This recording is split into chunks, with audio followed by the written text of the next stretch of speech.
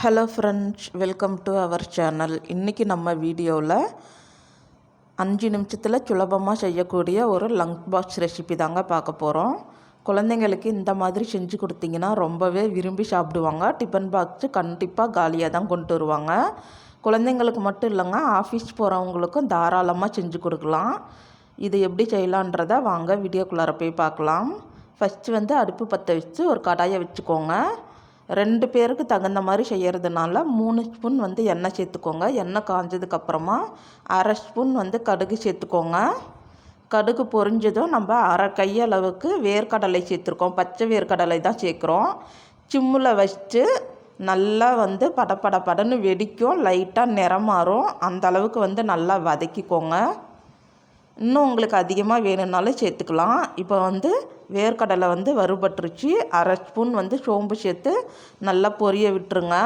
இதுக்கப்புறமா நம்ம முந்திரி பருப்பு சேர்த்துருக்கோம். சும்மா ஒரு 5 போல் தான் சேர்த்துருக்கோம். இது ஆப்ஷனல் தான்.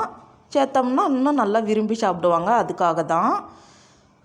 ஒரு 5 போல் வரமிளகாய் சேர்த்துருக்குறோம். காரம் கம்மியாக தாங்க இருக்கும், வாசனைக்காக தான் சேர்க்குறோம். ஒரு வதங்கினதுக்கப்புறமா மத்தியானம் லஞ்சுக்கு கொடுக்கறதுனால முடிஞ்ச அளவுக்கு சின்ன வெங்காயம் இருந்தால் சேர்த்துக்கோங்க. நல்லா தாராளமாக ஒரு கையளவுக்கு நீல வாக்கில் கட் பண்ணி சேர்த்துக்கோங்க. 2 பச்சை மிளகா, இது தாங்க காரத்துக்கு, அதனால் குட்டி குட்டியாக கட் பண்ணி சேர்த்துக்கோங்க. ஒரு கொத்து கருவேப்பிலை சேர்த்துட்டு நல்லா கண்ணாடி பதம் வர வரைக்கும் நல்லா வதக்கிக்கோங்க. பாருங்கள், இந்த அளவுக்கு நல்லா வதக்கிக்கோங்க. இப்போ நம்ம 1/4 ஸ்பூன் மஞ்சள் தூள் சேர்த்துக்கலாம். சேர்த்துட்டு ஒரு 30 செகண்ட் போல் அந்த மஞ்சள் ஸ்மெல் போகிற வரைக்கும் நல்லா வதக்கி விட்டுக்கோங்க. இப்போ நம்மளுக்கு ரெடி ஆகிடுச்சு. இப்போ நம்ம சாதம் சூடு ஆற வச்சுருக்கோம், அதை சேர்த்துக்கலாம். சாதம் சேர்த்துட்டு சாதத்துக்கு தேவையான அளவு உப்பு சேர்த்துட்டு அடுப்பு 30 செகண்ட் போல் சிம்மில் வச்சு நல்லா கிளறி விட்டுக்கோங்க. அதுக்கு மேலே அடுப்பு அணைச்சிருங்க,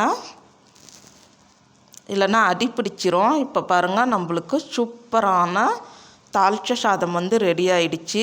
கண்டிப்பாக இதே மாதிரியே செஞ்சு கொடுங்க. இந்த நட்ஸெல்லாம் சேர்த்து செய்கிறதுனால குழந்தைங்க ரொம்பவே விரும்பி சாப்பிடுவாங்க.